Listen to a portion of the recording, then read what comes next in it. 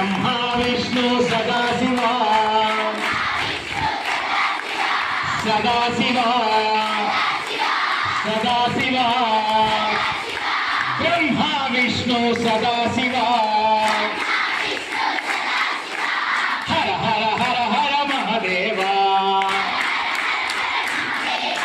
హర హర హర హర మహాదేవ హర హర హర హర మహాదేవ హర హర హర హర మహాదేవ హర హర హర హర మహాదేవ హర హర హర హర మహాదేవ హర హర హర హర మహాదేవ హర హర హర హర మహాదేవ హర హర హర హర మహాదేవ. పుస్తకాలను అమ్మేస్తున్నాను రా అన్నయ్య, ఎంత పని చేసావన్నయ్య. నేను పీజీలో అడ్మిషన్ తీసుకున్నా, నాకు పుస్తకాలు కావాలన్నయ్య. నాకు తెలుసురా, కానీ నువ్వు చదవాల్సింది వేదాంతం కదా, నేను చేసింది లిటరేచర్, సాహిత్యంలో పీజీ చేశాను. నా దగ్గర పుస్తకాలు, నువ్వు చదివే పుస్తకాలు లేవు, నీకు ఇష్టమైన పుస్తకాలు నా దగ్గర లేవు అని చెప్పాడు వాడు.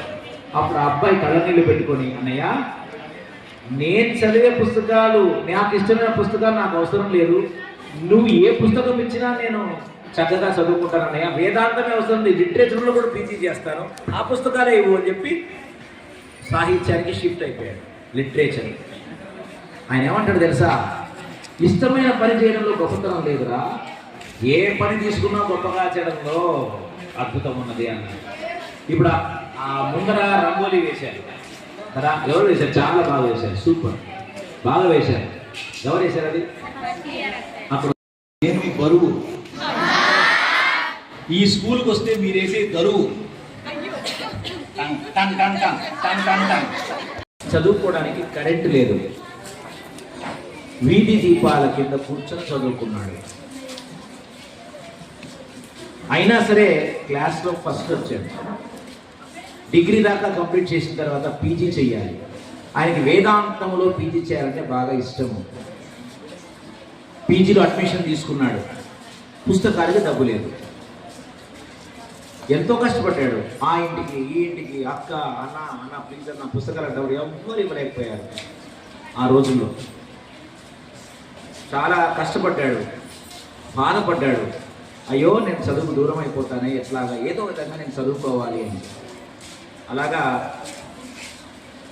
వెతుక్కుంటూ వాళ్ళ కజిన్ ఇంటికి వెళ్తాడు. వాళ్ళ కజిన్ ఏమో పుస్తకాలను కట్టగట్టి అమ్మే ప్రయత్నం చేస్తున్నాడు. అన్నయ్య ఏందన్నయ్య